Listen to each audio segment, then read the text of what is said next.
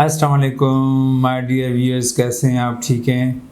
उम्मीद तो आप ये जो मानसून की सीज़न है इसमें आप एक तो एंजॉय तो करेंगे ही, और बारिश अल्लाह की रहमत होती है, सब हम एंजॉय करते हैं। मगर साथ साथ हमें ये भी ख्याल करना चाहिए कि कौन सी ऐसी बीमारियां हैं जो कि हमारे बच्चों में जो है ना ये इस मौसम में ज़्यादा हो जाती है। और सबसे ज़्यादा जो है वो डायरिया कॉमन तो है मगर सीरियस भी है, क्योंकि डायरिया नंबर 2 मेजर किलर है हमारे जो लो इनकम कंट्रीज़ हैं या हमारे जो साउथ ईस्ट एशिया की कंट्रीज़ हैं जिसमें हम भी शामिल हैं उसमें।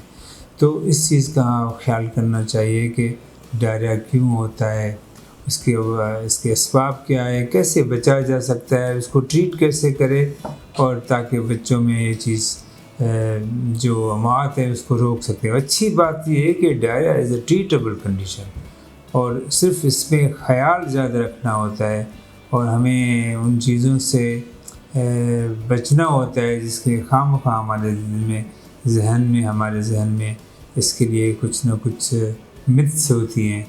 तो उस पे भी हम बात करेंगे। बहुत शुक्रिया। तो मैं सबसे बात ये करूं कि डायरिया की वजह क्या है। तो डायरिया उमूमन जो है ना वो कॉमन जरासीम होते हैं, जिसमें रोटा वायरस एक वायरस है, और उसके बाद दूसरे एक जरासीम होते हैं जिसको शिगीरा कहते हैं, साल्मोनेला कहते हैं, इकोला कहते हैं। इस तरीके की वो डायरिया होता है। कभी कभी ये डायरिया जो फूड अगर खाना जो बच्चों के लिए पका के और फिर कभी कभी रेफ्रिजरेट करते हैं, और आजकल लाइट का भी बड़े मसले चल रहे हैं, तो उसमें वो खाना प्रिजर्व सही तरीके से नहीं होता, और जब आप बच्चे को देते हैं तो रीहीट नहीं करते या कम हीट करते हैं, तो वो उस जरासीमों की वजह से फूड पॉइजनिंग भी हो जाती है। तो हमें ये ख़ास ख्याल करना चाहिए कि जो है ना बच्चे को खाना सही मिल रहा है। और जो दूसरी बात है ख़ास तौर पे जो लो इनकम कंट्रीज़ हैं, वो होता है पानी की आलूदगी। ये पानी की आलूदगी जो है ये सबसे बड़ी वजह है। अब वो पानी चाहे पीने का हो, चाहे मुंह धोने का हो, चाहे ब्रश करने का हो, चाहे कुल्ली करने का हो, अगर कच्चा पानी और अनबॉइल्ड पानी किसी तरीके से अगर मुंह में चला गया तो उसकी वजह से जरासीम भी चले जाते हैं और ये प्रॉब्लम करते हैं। और ये जो मैंने जरासीम का नाम बताया उसके साथ साथ कुछ पैरासाइट्स भी होते हैं, उसकी वजह से भी ये जो प्रॉब्लम में होता है। तो डायरिया जब सिम्टम क्या है इनकी?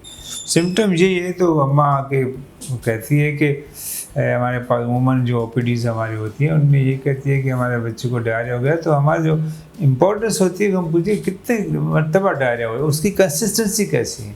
गाढ़े हैं, पतले पानी जैसे हैं, उसमें खून तो नहीं है जिसको डिसेंट्री कहा जाता है, तो ये बड़ा इम्पोर्टेंट है। अगर ज़्यादा पतले होंगे तो वो डिहाइड्रेशन करेंगे, और सबसे ज़्यादा जो वजह है उसमें वो डिहाइड्रेशन जो है वो मौत की वो बन जाती है, क्योंकि उमूमन बच्चे पानी पीते नहीं हैं या उल्टी करते हैं बार बार। उधर से पेरेंट्स जो है ना वो घबराते हैं कि बच्चे को ड्रिप लगेगी, तो ये इस कशमकश में जो है ना वो बच्चे की जान चली जाती है। तो हमारे पास अगर एक सोल्यूशन तो यही है कि जैसे ही बच्चे को डायरिया हो जाए तो आप ORS का पानी, जो कि आजकल लो ऑस्मोलर जिसको हम कम मीठा कम नमकीन भी कहते हैं, वो शुरू कर दें और हल्की फुल्की ग़िज़ा शुरू करें।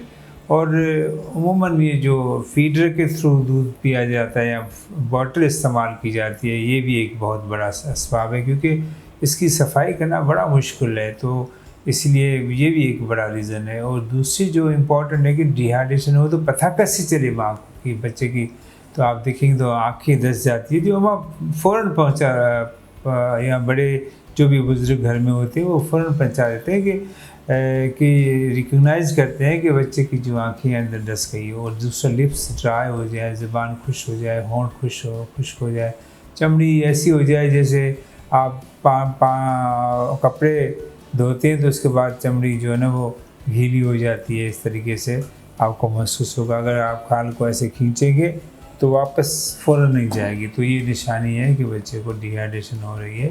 और कभी कभी बच्चा जो यूरिन है वो भी पेशाब है जो वो भी कम पास करता है, तो तो ये वजूहत हैं। और सबसे जो अहम वजूहत है जिसमें हम परेशान होने चाहिए वो चिड़चिड़ापन।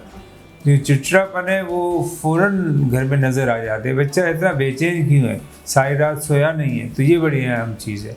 और इनकी जो इलाज है वो ट्रीटमेंट है, तो सबसे पहले तो डिहाइड्रेशन का इलाज जैसे मैंने किया ORS है, नरम ग़िज़ा है। अगर माँ का दूध बच्चा पी रहा है तो उसको कंटिन्यू करें, और उसके साथ साथ उसके बाद ये देखें कि ब्लड तो नहीं है। अगर ब्लड होती है तो फिर डॉक्टर से फ़ौरन आना चाहिए और एंटीबायोटिक के लिए पूछना चाहिए। वो इस्तेमाल करते हैं 3 to 5 डेज़ के लिए।